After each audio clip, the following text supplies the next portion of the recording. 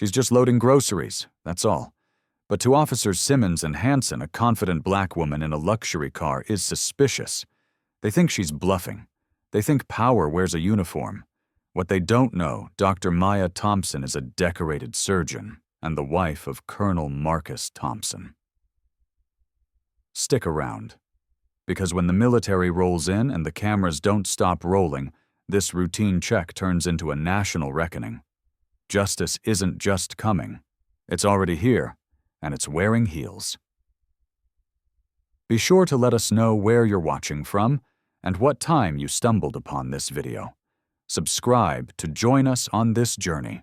Officer George Simmons grips his badge tighter, scanning the bustling Greenleaf Market parking lot. The late afternoon sun glints off his polished nameplate, a symbol of authority he's worn proudly for 15 years.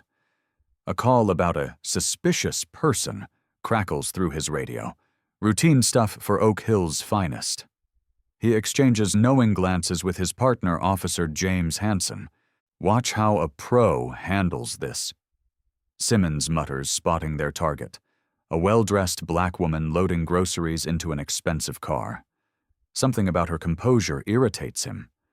Too confident, too comfortable. His boots scrape against the asphalt as he approaches badge, catching the sunlight. "Ma'am, we've had reports of suspicious activity." Simmons announces, voice carrying that practiced tone of authority he's perfected over years. The woman turns, surprise flickering across her face before hardening into something else. Defiance. "I'm Dr. Maya Thompson. I work at Central Memorial," she states firmly, reaching for her ID. Simmons feels his jaw tighten. They always have stories. Step away from the vehicle, he commands, moving closer. The air crackles with tension. His body cam blinks silently, recording everything. Phones emerge from onlookers' pockets, their cameras trained on the unfolding scene. "This is ridiculous," Dr. Thompson protests, her voice steady but rising. "I'm simply loading my groceries." Something snaps in Simmons. The defiance in her eyes, the way she stands her ground. It's a challenge to everything he represents. His hand shoots out, grabbing her arm. The struggle erupts in seconds. "Stop resisting!" Simmons shouts the words, automatic, rehearsed. But as he slams her against the car, something feels different. Wrong. Blood trickles from her lip, and the gasps from the growing crowd sound more horrified than usual. The metallic click of handcuffs echoes through the parking lot, a sound that usually brings satisfaction. Today, it sounds hollow. Phones continue recording, and Simmons notices someone muttering about uploading to YouTube. A military vehicle screeches into the lot tires, crushing scattered groceries. The sight sends an unfamiliar chill down Simmons's spine. A decorated officer emerges, his face a mask of controlled fury. "That's my wife," the man states, his military bearing making Simmons step back instinctively. "I'm Colonel Marcus Thompson." Simmons feels his world tilt. Within hours, "Sarchidibona Blue Line Gone" trends on social media. His phone buzzes with notifications. The video is spreading like wildfire. Standing in the precinct later, Simmons polishes his badge obsessively, trying to scrub away an invisible stain. The memory of Dr. Thompson's defiant gaze haunts him. For the first time in 15 years, doubt creeps in. "Have you ever felt your power challenged?" he whispers to his reflection in the badge's surface. "Have you ever wondered if you're on the wrong side of history?" The question echoes in his mind. Will his authority survive this challenge? As night falls over Oak Hills, Officer George Simmons can't shake the feeling that his carefully constructed world is about to crumble. Type badge falls if you've ever witnessed power being challenged. Officer George Simmons stares at the security footage for the 5th time, his fingers drumming against the worn desk in the precinct's review room. The scene plays out in stark black and white, Dr. Maya Thompson dressed in a tailored blazer and carrying a designer handbag, simply selecting produce at Greenleaf Market. Nothing suspicious. Nothing threatening. His throat tightens. The phone call from Karen Whitfield echoes in his mind. "There's someone who doesn't look like they belong here." He'd responded without hesitation, just as he had countless times before.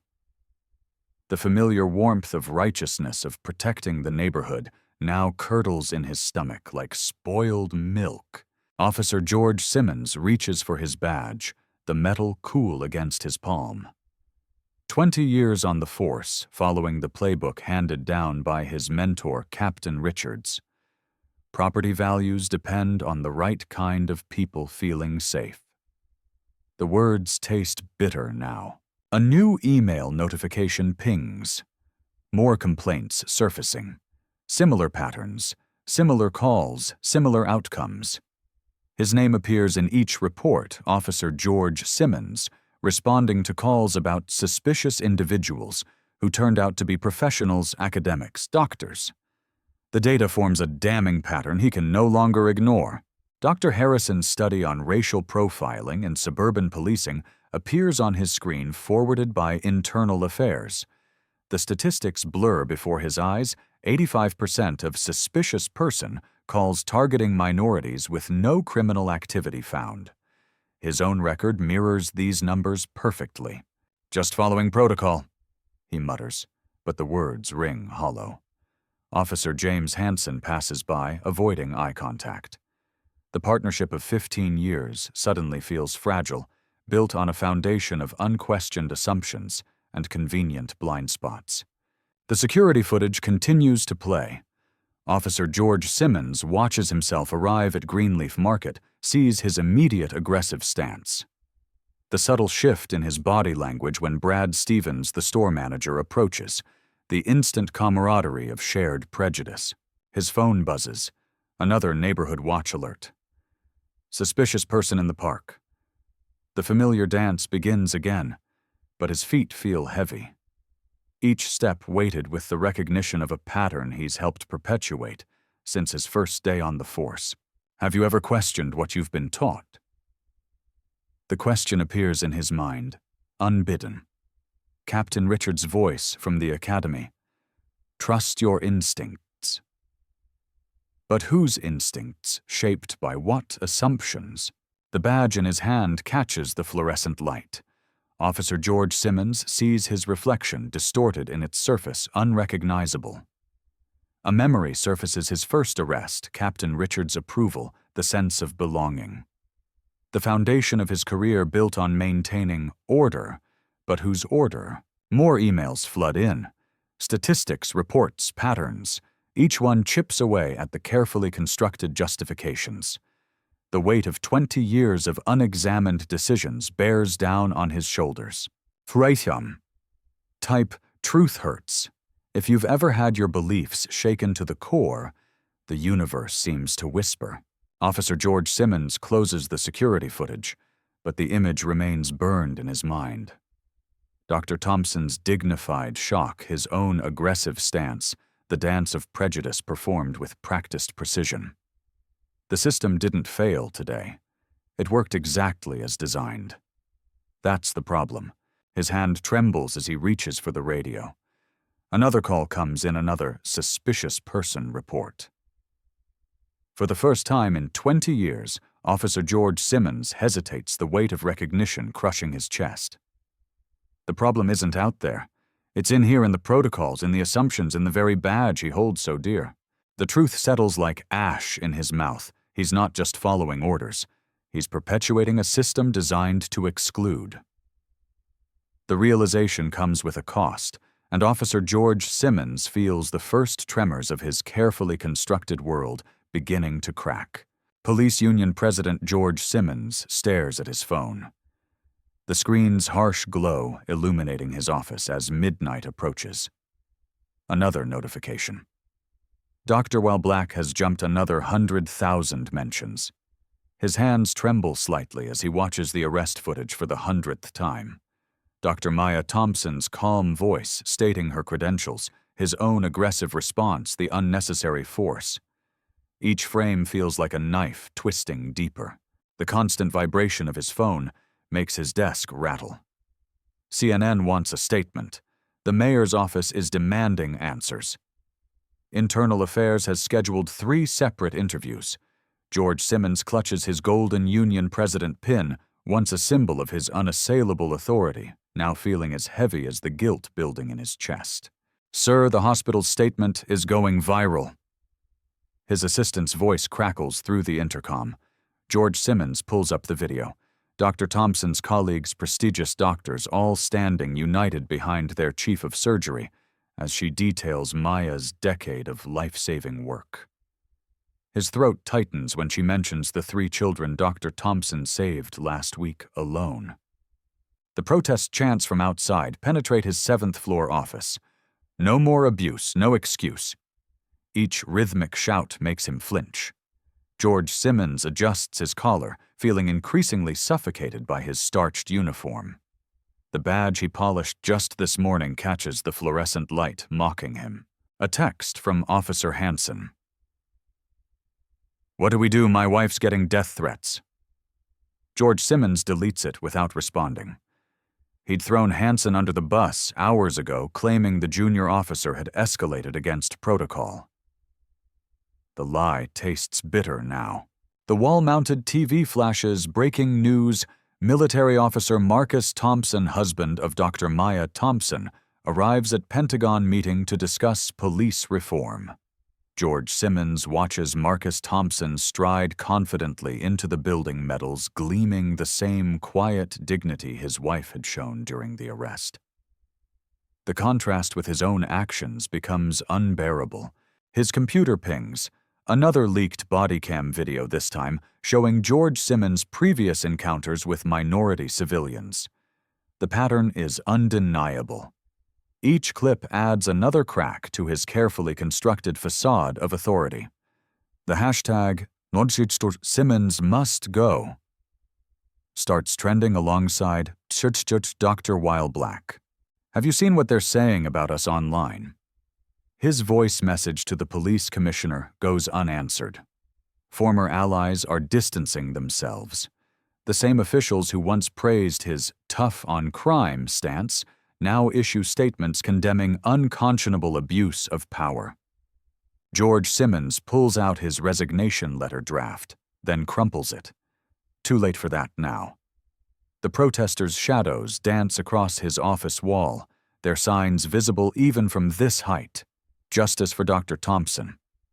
Each passing hour brings new revelations, new voices joining the chorus, demanding accountability. His phone buzzes again.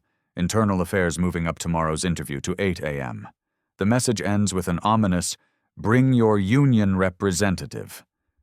George Simmons laughs bitterly at the irony. Who represents the union president? The golden pin gleams accusingly under the office lights. George Simmons remembers the day he received it, swearing to protect and serve.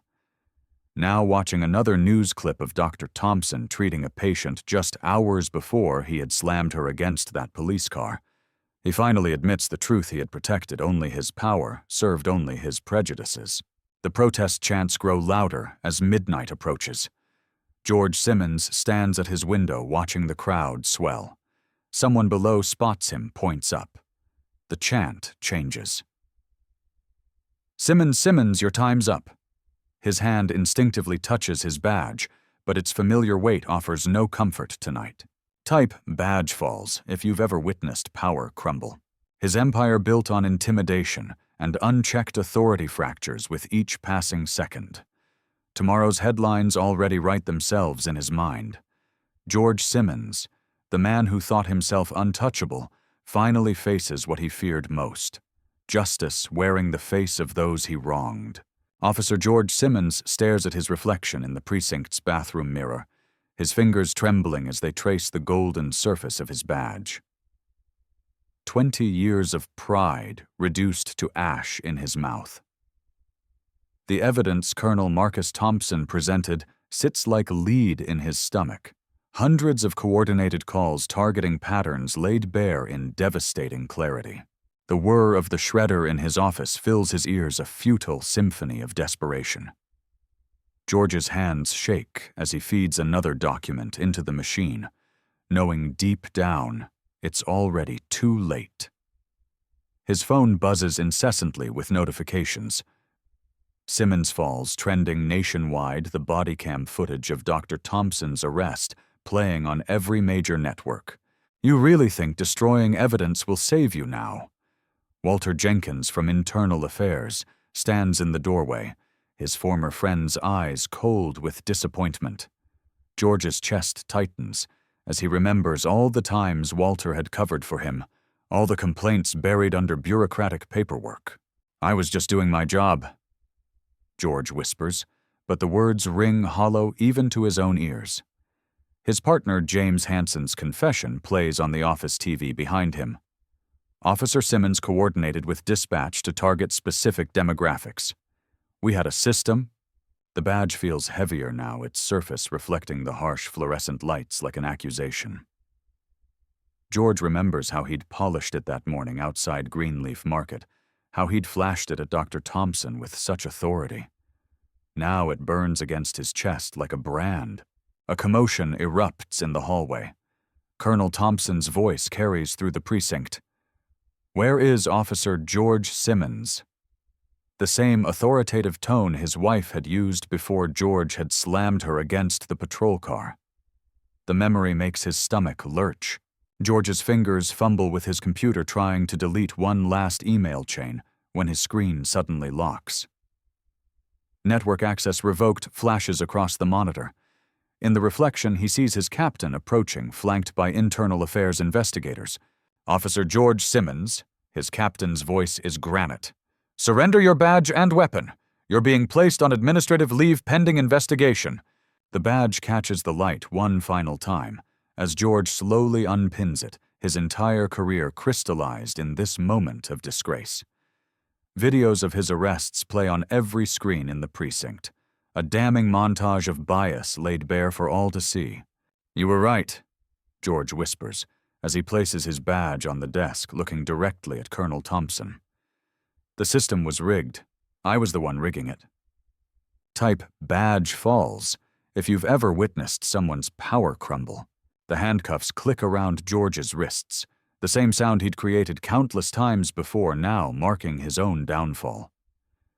Officers he'd worked with for years turn away as he's led through the precinct, their silence deafening. His partner Hanson's words echo through the building. "We knew it was wrong. We just never thought we'd face consequences." The precinct doors open to a sea of cameras and protesters. George Simmons, who once wielded his authority like a weapon, now walks with bowed head past signs bearing his name and the hashtag that will follow him forever. Simmons Falls. 20 years of power dissolved in 24 hours. As the patrol car door closes behind him, George catches one last glimpse of his badge lying abandoned on his desk, its surface no longer gleaming with pride, but dulled with the weight of truth. Officer George Simmons stands alone in the precinct's dimly lit conference room, his shoulders heavy with the weight of truth. The polished badge that once symbolized his authority now lies cold and lifeless on the mahogany table before him. His fingers trace its edges one last time, remembering how just yesterday it had been a shield for his arrogance. The review board members file in silently, their faces stern and unforgiving. Officer George Simmons feels his throat tighten as security footage begins playing on the wall-mounted screen, his own actions outside Greenleaf Market displayed in brutal clarity. Dr. Maya Thompson's dignified composure despite his aggression makes his stomach churn with shame. 23 years on the force. Officer George Simmons speaks, his voice barely above a whisper. "I told myself I was doing what needed to be done, maintaining order, but watching that footage..." He pauses, swallowing hard. "I wasn't maintaining order. I was maintaining fear." The room falls silent as body camera footage continues rolling, capturing every moment of his confrontation with Dr. Thompson. The sound of his own voice, harsh and commanding, echoes through the speakers. "I didn't just fail Dr. Thompson that day." Officer George Simmons continues, his voice cracking. "I failed every citizen I swore to protect." Social media notifications ping on several board members' phones. Checker Simmons Speaks is trending. His confession live-streamed as part of the department's new transparency initiatives has captured the nation's attention. Officer George Simmons doesn't flinch. For the first time, he welcomes the exposure. The system I defended wasn't justice. It was control. He admits watching his former partner James Hanson being led away in handcuffs through the window. We drew invisible lines through our community deciding who belonged where. We called it order, but it was oppression wearing a badge. The chief's eyes meet his, and Officer George Simmons sees his own past reflected there.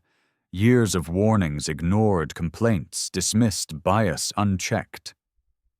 The hardest truth, what he continues, is that we knew. Deep down, we all knew. We just chose not to see. His resignation letter sits heavy in his breast pocket. The same pocket where his badge had rested for over 2 decades. Dr. Thompson didn't just expose my actions that day. Officer George Simmons declares his voice finding strength in truth. She exposed the foundation of sand we'd built our authority on, and for that I owe her my gratitude. Standing up, Officer George Simmons places his badge and service weapon on the table. The metallic clank echoes through the silent room, a period at the end of a dark chapter.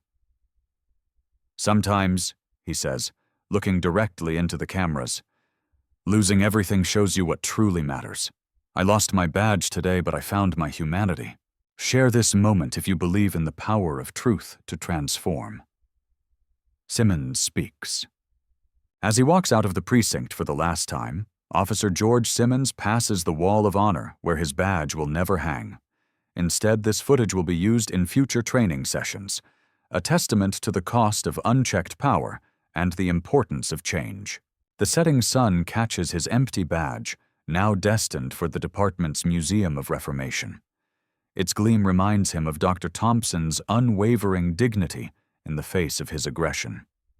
The truth, Officer George Simmons whispers to himself, is that the real protection and service starts when we admit our wrongs.